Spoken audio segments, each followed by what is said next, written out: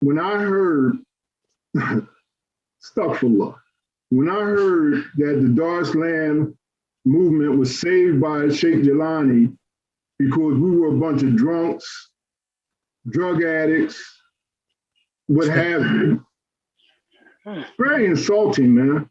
Yeah. Very, very insulting to me. Okay?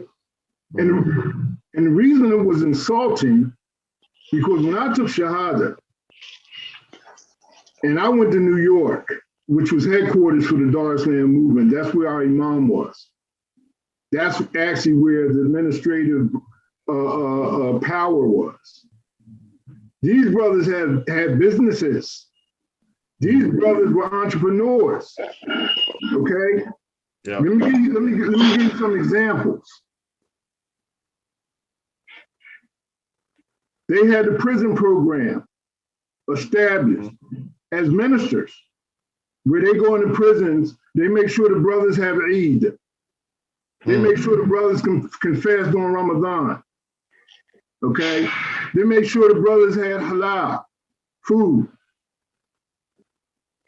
They had a meat store. They had a halal meat store in New York. They had a farm where the halal meat store was buying the food from them to sell it retail.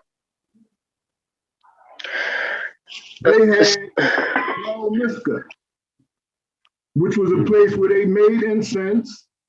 They had attar, and they sold incense and attar wholesale. One brother had a printing shop. What else? You have Madrasa to Shahidain. They had a school. People don't know that Khalifa Atiq, rahimahullah, was an educator before he was TMOA. Right. Okay? It seems like how many of y'all know who Siraj Wahaj is? Yeah, we know. Yeah, right. We know him, Yeah. right? We know him, right? Guess who gave him Shahada? Who's that? Sheikh Jelani. Rashid, rahimahullah. Oh, jeez. Okay. Khalifa Ali, rahimahullah, when back in the Dar, Wow. when he had the Dawah program established, and that was imperative for every location to go out in the city where we came from, go out in the neighborhoods and fish. We called it fishing. Go fishing and go back in the neighborhoods and bring back some fish and save them.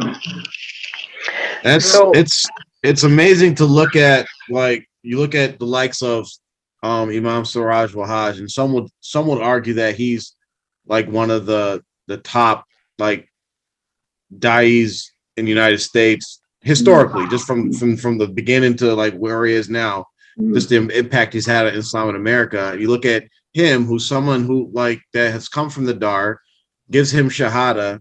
Then you look at anybody that's in the group now, TMOA, and we'll get to them in a minute. Anybody has not even come close to that type of status in America as far as giving dawah and representing Islam. But think about that, Jaffa. Think about what you just said. Now here's Ali Abdul Rashid, my hero, somebody I love to death. He was in charge of the dawah for the whole Dar Al Islam movement. The dawah was my thing in Philly. I was on the dawah committee. Yeah. So of course I looked up to him. Here's a brother that was very instrumental in the dawah program, right? Very instrumental in bringing people to Islam. Whatever Siraj Wahaj does Islamically, Ali gets the benefit. Ali gets some of that. He gets some of that because of him bringing him in. Yeah. What TMOA did to him. Alhamdulillah.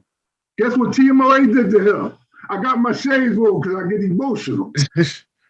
Yeah. He had to be buried in his grandson's backyard. Yeah, it's the way that the people who sacrificed their lives all these years to build something something that was pretty much stolen from them when we look at it. But they still did what they did because they thought it was right. They thought they were doing the right thing. And to literally be disgraced, dishonored at times like that, it's really shameful. And then when we talk about situations like this, and then, you know, so we're getting a little, I don't want to get too sidetracked. When we talk about situations like this with Ali Abdullah Rashid, and then you look at the fact that now you want to build a shrine for the person that does this to the people that do this, you know, it's really ridiculous. But let me do. Can I do this real quick? Yep. And I don't want. I know you guys on the time thing. I apologize. Okay, You know, don't worry about the time, brother. This is it's whatever you feel you need to say, you'll say it. If we need to stay until midnight, we'll do it, or at least I will. I want to rewind back to the Imam of the movement, Khalifa Yahya or Imam Yahya rahimahullah. Yeah. Imam Yahya was in charge of the whole Dar Al Islam movement. And the thing that I look at, okay, why was it so important to disgrace him? Because he was disgraced amongst his people, amongst the same people that he was in charge of, okay? See a pattern there, okay? He was disgraced in front of all his people. You know what he had to do? He had to go around the whole country and apologize, okay, to people that were on welfare, as if he put them on welfare, or as under his watch, they were on welfare, okay? Now, the last time I checked, people had families, okay? And they had men in their families, and their men, the men decided what they needed to do in their household, okay? Whether it meant going and getting a check, getting food stamps or whatever, okay? Right. It wouldn't be no different than a Beta Mall. If you had a Beta Mall established and somebody needed some help, right? Yeah. It was different, okay? Yeah. But he had to go around and apologize and demean himself, right? Because under his watch, people was on welfare, going to the government for money and assistance. Well, then then my question is, okay, which one of these leaders right now is going to go around the country? Excuse me, you might need to go to a commercial because I might cuss. Okay, which one it's of these okay. leaders now is going to go around the country and apologize for the people that's on welfare right now? Because they're on welfare right now. Yep. Okay. Yeah. So I mean, let me. You're still waiting for their percentage, their dues from that money. Yep.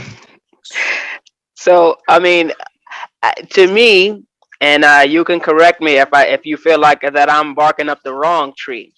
But a couple of things come to mind is nowadays these young people, I'll say these young people, you may be laughing at me, but they say gaslighting or green lighting or something lighting, what's come to mind. However, but what I see is that it's similar to slavery, in which the people who were slaves, the people of African descent, they had to be told that, they used the Bible. First, they didn't let them read, right? They didn't let them understand, and they used the Bible. They forced them into Christianity and told them, you're in this situation because you were this or you were that, or because the curse of Ham, or they used something to try to make them seem like they were inferior, and they did not have any sort of good qualities except for the ones that the slave masters allegedly endowed them with or whatever. So what I'm seeing is that they are told,